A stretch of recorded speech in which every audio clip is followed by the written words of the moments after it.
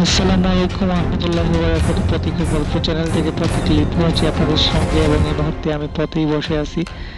আর এই পথটি হচ্ছে সিলেটের অতি পরিচিত ফেমাস একটি জায়গা, 22 টিল্লা। 22 টিল্লা কেন বলে আসলে একজনকে জিজ্ঞেস করছিলাম, তিনি বললেন এখানে 22টা টিলা আছিল। তো সেই টিলার নাম অনুসারে এই জায়গাটার নাম করা হয়েছে 22 টিল্লা। যাই হোক, এখন অবশ্য 22টা টিলা না দেখা গেলেও 10 থেকে 10 থেকে 12টা টিলা অবশ্যই দেখা যায়। আর 22 টিলায় যেতে হলে কি করতে হবে, কোথায় থেকে যেতে হবে সেটাই বলে দিচ্ছি আপনাদেরকে। যারা গিয়েছেন তারা তো জানেন, যারা যান নাই তাদের জন্য বলছি। সিলেটের আম্বরখানা পয়েন্ট থেকে আপনারা সিএনজি করে যেতে পারবেন। ভাড়া পড়বে 200 থেকে 300 টাকা রিজার্ভ। আর নিজস্ব প্রাইভেট কার কিংবা প্রাইভেট গাড়ি নিয়ে যেতে পারেন, মোটরসাইকেল নিয়ে যেতে পারেন কিংবা বাইসাইকেল নিয়ে যেতে পারেন। সোজা এয়ারপোর্ট রোডে একটু পশ্চিম দিকে চলে গেলেই হবে। আম্বরখানা পয়েন্ট থেকে মাত্র 9 কিলোমিটার দূরে। বাই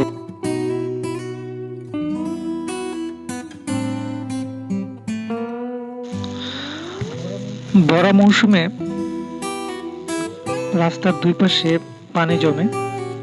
বন্যার পানি, বিল কিংবা নদীর পানি একত্রিত হয়ে পুরোটা প্লাবিত হয়, যার কারণে এখানে দুই পাশ দিয়ে অনেক সুন্দর লাগে জায়গাটা, কিন্তু অনেক কষ্টও লাগে।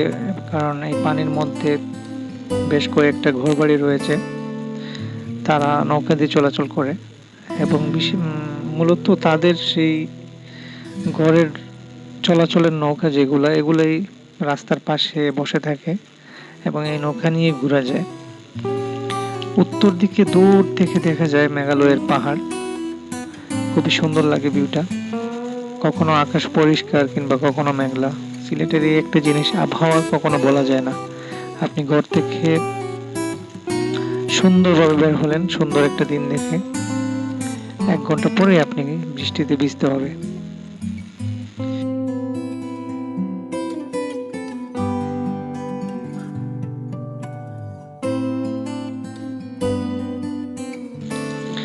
তো বন্ধুরা, এই মুহূর্তে আমরা নৌকা ঘাটে একটা নৌকা নিলাম 15 থেকে 20 মিনিট ঘোরার জন্য 100 টাকা দিয়ে।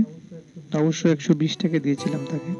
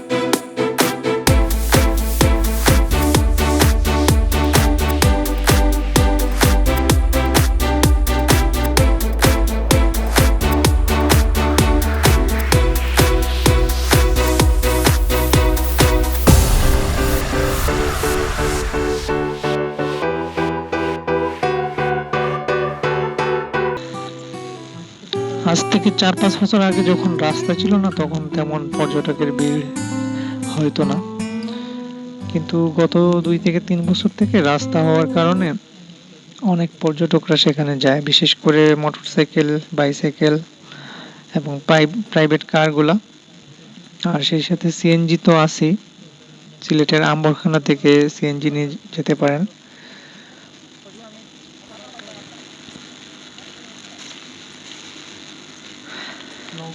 নৌকা নিয়ে ঘুরতে অনেক ভাল লাগে, সেই সাথে যদি কেউ গান গায়।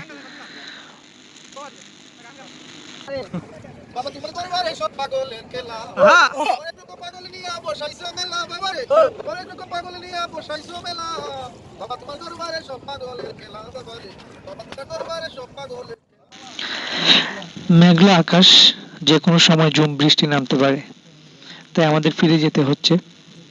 যেতে যেতে পথে একটি কথাই বলে যাই, ময়লা কিংবা আবর্জনা কোনো ধরনের খাবার খেয়ে, চিপসের প্যাকেট কিংবা বাদামের খোসা পানিতে অথবা রাস্তায় ফেলবেন না।